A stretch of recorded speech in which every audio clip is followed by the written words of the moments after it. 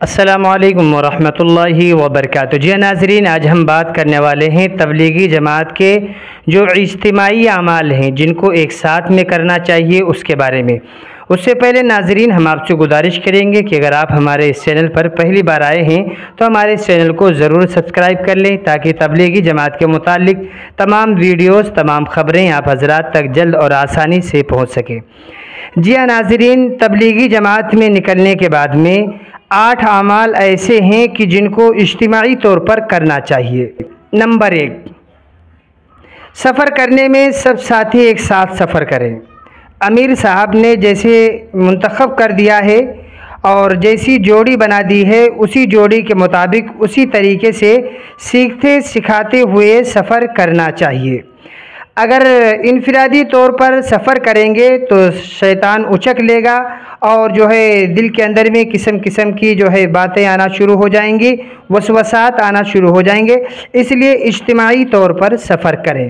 Number 2، مشورہ کرنے میں سب ساتھی موجود رہیں، کیونکہ جب مشورہ کریں گے اس وقت اگر سب ساتھی موجود رہتے ہیں تو سب سے بڑا فائدہ تو یہ ہے کہ ہر ایک کو اپنے اپنے امور معلوم ہو جائیں گے اور پھر اس کے بعد میں اس پر عمل کرنے میں آسانی پیدا ہو جائے گی۔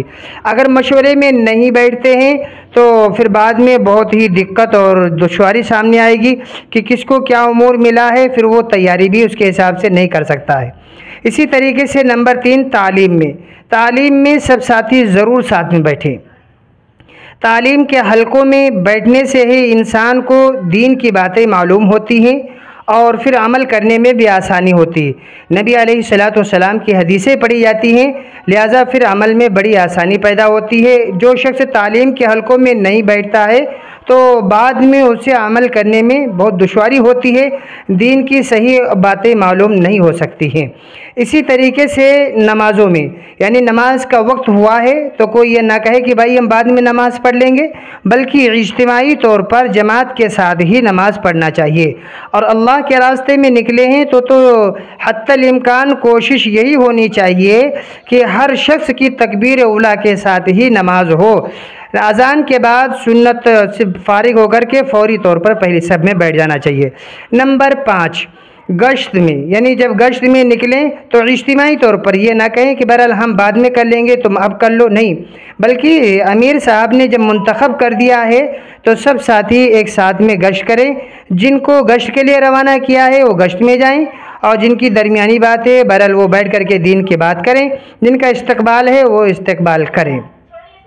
اسی طریقے سے نمبر 6، بیان میں، جب بیان ہو تو اس وقت سب ساتھی ایک ساتھ بیٹھ کر کے یکسوئی کے ساتھ بیان کو سنیں اور جو تقاضے آئیں ان پر لبیک کہنے والے بنیں۔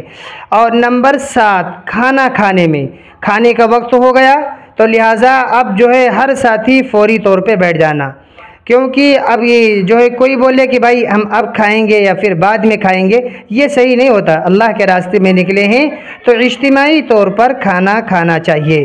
نمبر 8، سونے میں، یعنی جب سونے کا وقت ہو گیا ہے تو اب تقاضے اپنے پیش نہ کریں کہ ہم یہاں سو جائیں گے تم وہاں سو جاؤ، نہیں، اجتماعی طور پر سونا چاہیے۔ امیر صاحب نے جیسے کہہ دیا کہ سو جاؤ، اب سب ساتھی کو چاہیے کہ وہ فوراً اپنا بستر لگائے اور سو جائیں۔ یہ اللہ کے راستے میں 8 اعمال تھے کہ جن کو اجتماعی طور پر کرنا چاہیے تھا، ہم نے آپ حضرات کو تفصیل کے ساتھ میں بتا دیا۔ ایک بار سنیں، نمبر 1، سفر کرنے میں، نمبر 2، مشورہ کرنے میں، نمبر 3، تعلیم میں، نمبر 4، نمازوں کے وقت میں، نمبر 5، گشت میں، نمبر 6، بیان میں، نمبر 7 کھانے میں، نمبر 8 سونے میں۔